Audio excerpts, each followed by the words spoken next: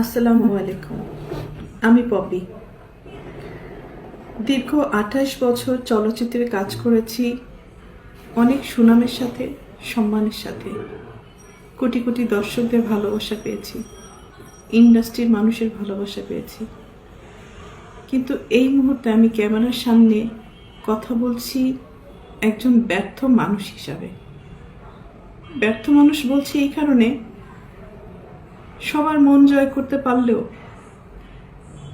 দীর্ঘ ২৮ বছর আমি যাদের জন্য কাজ করেছি, যাদেরকে এই হাতে লালন পালন করেছি, তাদের কাছে আমি অযোগ্য একজন মানুষ। তাদের মন মতো চলতে পারিনি, তাদের মনের মতো করে নিয়ন্ত্রিত হতে পারিনি। হয়েছি, একসময় হয়েছি, কিন্তু এখন হতে পারি না। তার করে বলেছি আমি একজন ব্যর্থ মানুষ। একটা মানুষ তো সবসময় সবার কাছে ভালো হতে পারে না, সব সময়ের জন্য ভালো হতে পারে না। আমি যখন ইনকাম করেছি, দু হাতে দিতে পেরেছি, লুটাতে পেরেছি, তখন আমি আমার পরিবারের কাছে অনেক প্রিয় একজন মানুষ ছিলাম। এখন দিতে পারি না, হয়তো তাদের প্রয়োজন অনুযায়ী, যার কারণে আমি এখন তাদের কাছে গলার কাটা, শত্রু এবং অপছন্দের একজন মানুষ। দীর্ঘ 2 দিন যাবৎ আমি আসলে দেখলাম যে আমার পরিবার কতটা নিচে নামতে পারে, কতটা হীন পরিচয় দিতে পারে, কত হিংস্র ব্যবহার করতে পারে, কত নোংরা শব্দ ইউজ করতে পারে। সাথে আমার মিডিয়া, তারাও আমার একসময় চলার পথের সঙ্গী হিসাবে কাজ করেছে। মিডিয়ার কাছ থেকে সবসময় আমি সহযোগিতা পেয়েছি, ভালোবাসা পেয়েছি, সাপোর্ট পেয়েছি। কিন্তু আমার পরিবারের কয়েকটা মানুষের মিথ্যা কিছু কথাবার্তা, মিথ্যা অভিনয়, মিথ্যা নাটক, মিথ্যা অভিযোগ বলার সাথে সাথে যে মানুষগুলো আমাকে সব থেকে বেশি চেনার কথা, জানার কথা, সাপোর্ট করার কথা, সেই মানুষগুলো ওই মানুষগুলো আমার পরিবারের মানুষগুলোর কথা অনুযায়ী আমাকে ভুলভাবে আমার দর্শকদের কাছে বলেন, বাংলাদেশের মানুষের কাছে খুব বাজেভাবে উপস্থাপন করেছে। তো এর থেকে দুঃখজনক আর কিছুই হতে পারে না। যাদের জন্য কাজ করেছে আজকে তারা কেউই আমার না।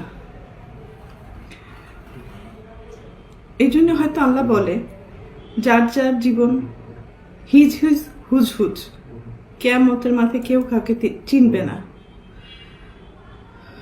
তো একটা মেন পয়েন্টে আসি। আজকে যে অভিযোগগুলো আমার মা আর বোন করছে,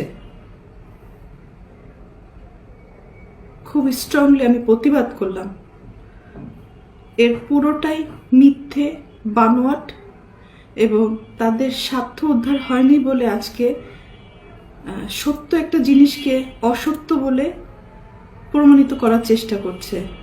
আমি একজন শিল্পী মানুষ, আমি কি ভূমিদস্যু? আজকে যাদেরকে আমি এই 2 হাতে ছোটবেলার থেকে লালন পালন করেছি, যাদেরকে আমি মানুষ করেছি, আমার জীবনের অনেকগুলো সময়, সুন্দর একটা সময়, প্রতিটা মানুষের একটা সুন্দর সময় থাকে নিজের জীবন উপভোগ করার সময়। সেই সময়টা আমি তাদের জন্য ব্যয় করেছি, তাদের পিছনে ব্যয় করেছি, তাদেরকে মানুষ করার জন্য। কারণ আমার বাবা মায়ের সন্তান আমার সন্তান না, কিন্তু তারা কিন্তু আমার দায়িত্ব না। তারপরেও আমি আমার ভাই বোনদেরকে নিজের সন্তান হিসেবে লালন পালন করেছি, দায়িত্ব পালন করেছি। নিজের ভবিষ্যৎ, নিজের ভালো লাগা, মন্দ লাগা অনেক কিছুই বাদ দিয়ে দিয়েছি শুধু আমার ভাই বোনদেরকে মানুষ করার জন্য। কিন্তু এখন এসে দেখলাম মানুষ তো হয়নি, হিংস্র কিছু পশুও বলবো না, পশুরা তো আসলে খুব কৃতজ্ঞতা থাকে পশুদের মধ্যে, কিন্তু এদের মধ্যে সেই কৃতজ্ঞতা বোধটুকু নেই। আর উপরের দিকে থুতু ফেললে তো নিচের দিকেই আসে। কাদের নামে অভিযোগ করব? অভিযোগ তো আসলে করে বাইরের লোকদের মানে নামে। আর আমি যেহেতু আমার ভাই বোনদেরকে, আমার বাবা মাকে অনেক ভালোবাসি, যার কারণে আমার জীবনে আমি অনেক কিছু ফেস করেছি তাদের দ্বারা। নির্যাতিত হয়েছি, লাঞ্ছিত হয়েছি, অপমানিত হয়েছি। নিজের এত বছর যে আমি ইন্ডাস্ট্রিতে ইনকাম করেছি, তারা আমার সাথে বেইমানি করেছে। আমার সমস্ত অর্থ আমার কাছ থেকে নিয়ে নিয়েছে। আমার টাকা দিয়ে কেনা সয় সম্পত্তি কোনো কিছুই আমার নামে ছিল না, আমার প্রত্যেকটা ভাই বোনের নামে ছিল। আমার অ্যাকাউন্টগুলো শূন্য ছিল এবং আমার গাড়ি, শুধু আমার দেহটা ছাড়া আমার কোনো কিছুই আমার ছিল না। সব কিছুই তাদের আন্ডারে ছিল। হ্যাঁ, আমিও তাদের আন্ডারে ছিলাম। তো একটা পর্যায়ে এসে মানুষের জীবনে বেঁচে থাকার জন্য কিছু না কিছু প্রয়োজন হয়। তো বেঁচে থাকার মতো শুধু আমার জানটা ছিল হয়তো। তো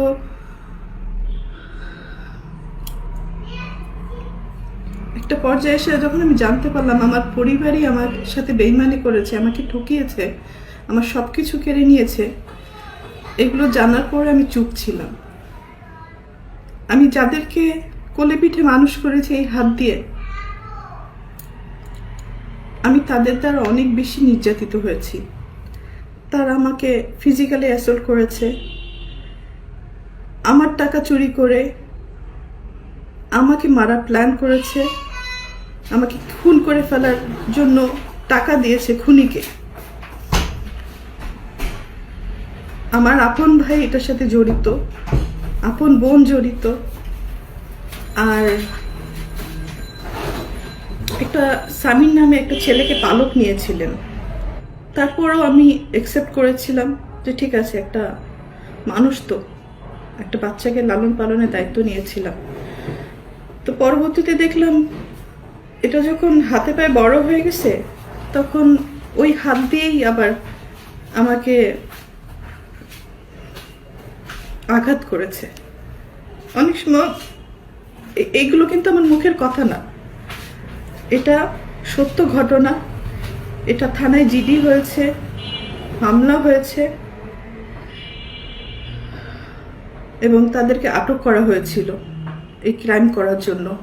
পরবর্তীতে আমি তাদেরকে মাফ করে দিয়েছি, কারণ আমার ভাই বোন তো, ভুল হইতেই পারে। সন্তান হিসাবে মাফ করে দিয়েছিলাম। পরবর্তীতে দেখি যে এগুলো বাড়তেই আছে এবং আমার মা তো আসলে অনেক বড় একটা শব্দ, কিন্তু পৃথিবীতে সব মা না, ভালো মাও আছে, খারাপ মাও আছে।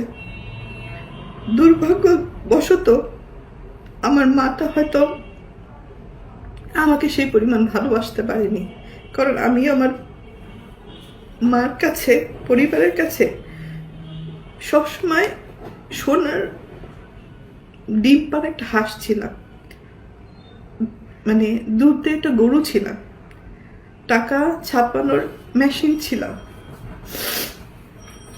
সন্তান হিসেবে কখনো ওই ভালোবাসাটা, ওই কেয়ারিংটা পাইনি। তারপরও কোনো অভিযোগ নেই, আগেও ছিল না, এখনো নেই। আর আমি আমার মনকে বুঝ দিয়ে নিয়েছি। মা বড় মাছের মাথাটা তার পাতে দেয়, আর যখন ইনকাম করতে পারে না, পরবর্তীতে যে ইনকাম করে সেই মাছের মাথাটা প্লেট চেঞ্জ হয়ে যায়। তো আমার বেলায় আমি অনেক কিছুই, হয়তো ফিল্মের নায়িকা আমি অনেক কিছুই মানে বাস্তব জীবনে দেখেছি। তো এতটুকু বলতে পারি, আমি ক্যামেরায় একজন ভালো অভিনেত্রী। ক্যামেরার সামনে স্ক্রিপ্ট পড়েছি, ডিরেক্টরের ডিরেকশন ফলো করেছি, হয়তো 3বার ন্যাশনাল অ্যাওয়ার্ড পেয়েছি।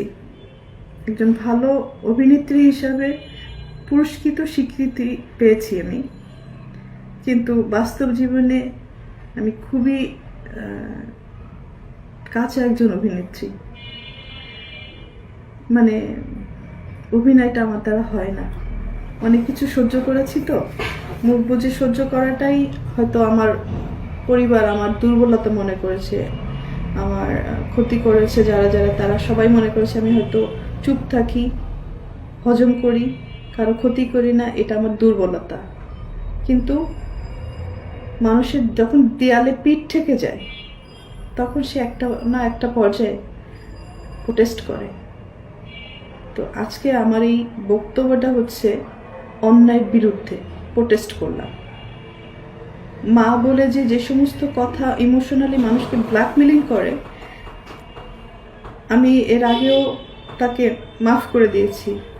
আমার মা কথায় কথায় বলে যে আমাকে খাট কিনে দিল না, আমাকে মোবাইল কিনে দিল না, আমাকে টিভি কিনে দিল না। ভাই, একটা পরিবারে যখন একজন উপার্জন করে, সে যখন কোনো কিছু কিনে নিয়ে আসে, ধরেন আমি একটা ফ্যান কিনে নিয়েছি, তখন কি আমি বলবো যে মা এই ফ্যানটা আপনার জন্য শুধু আপনিই বাতাস খাবেন আর বাকিরা কেউ খাবে না? বা আমার বাসায় আরো 5 জন লোক আছে, 5টা ভাই বোন আছে, তো আমি কি ফ্যান কিনলে আমার মার জন্য একটা কিনবো, আমার 5টা ভাই বোনের জন্য 5টা ফ্যান কিনবো? একটা টিভি যখন কিনে নিয়ে আসি, তখন আমি আমার মাকে বলবো যে মা আপনার জন্য একটা টিভি কিনে নিয়েছি, এবং আমার আরো 5টা ভাই বোন। দীর্ঘ 4.5 বছর 5 বছর বাবা আমার কাছে ছিল, তার সবকিছু আমি দেখাশোনা করেছি। তার ট্রিটমেন্ট থেকে শুরু করে সবকিছু আমার দায়িত্বে ছিল। তো অনেকবার সে হসপিটালে গেছে, অনেকবার সুস্থ হয়ে বাসায় ফিরেছে। তো এই সম্পত্তির কারণে অনেক বড় বড় ঘটনা আমার সাথে হয়েছে, শেষের দিকে আব্বুর সাথে হয়েছে। মানে বাবা যখন হসপিটালে ছিল, মানে তার ট্রিটমেন্টের সমস্ত টাকা পয়সা আমার টাকা। আমার এফডিআর ভেঙে আমি 1 কোটি টাকা কম হবে না, বেশি হবে, মানে যদি এটা বলতে হয়। আমি তার পিছনে আমার এফডিআর ভেঙে পেমেন্ট করেছি।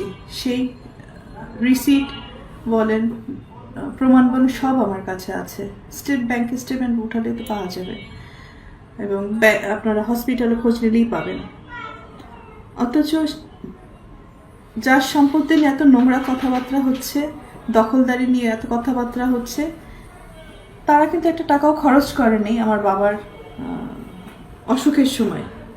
যেই মারা গেল, সেই তার সম্পত্তি নিয়ে ভাগাভাগি করছে, ব্লেম দিচ্ছে, নোংরামি করছে, দখল বুঝে নিচ্ছে। আর দীপু, বাবার লাশটাও ধরতে চাও নাই। আর আজকে বাবার সম্পত্তি নিয়ে কত রকম নোংরামি করছো। কোথায় ছিল এই সমস্ত? মানে তখন একবার চিন্তা করা উচিত ছিল, যার সম্পত্তি নিয়ে তুমি লাফালাফি করছো, ভোগ দখল করার চেষ্টা করছো, সেই লোকটাকে সারা জীবন গালি দিছ, তার সাথে দুর্ব্যবহার করছো, তার চেহারাও দেখো নাই। সব প্রমাণ কিন্তু আমার কাছে আছে, এটা আমি এখন দিব তোমাকে, যেত না। যাই হোক, শেষটা এটাই বলবো, আপনারা সবাই ভালো থাকেন, আমাকেও ভালো থাকতে দেন, সম্মানের সাথে যেন আমার মৃত্যু হয়, এই কামনাটুকু করে আমি বিদায় নিই।